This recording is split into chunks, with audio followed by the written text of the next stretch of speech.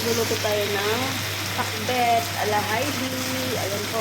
Hindi ko na iigisa yan kasi ayaw ko ng mantika, bawang sibuyas, at luya at kamatis. Kaya kailangan ko na rin ng asin, pang-timpla. Nagpiprito ako ng tilapia, pang-sahog. At ito yung kamote, yung bunga ng malunggay, okra, na binabad ko sa may asin na tubig. Nilagay ko yung bunga ng malunggay, kamote, pinatong ko yung talong, okra, saka siling pangsigang. Ayan po guys, nilagay ko na yung prito kong isda.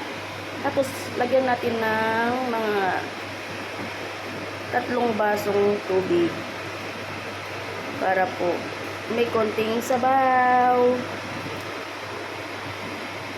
Ayan po, hintayin po natin siyang kumulo. Ayan po siya. Maluluto na yung aking pakbet. Ayan.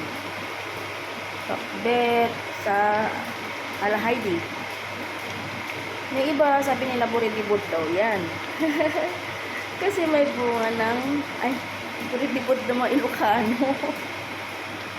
Pero yan yung gusto ko yan, yung parang gulay, pakbet, or whatever, pising sa Pangasinan.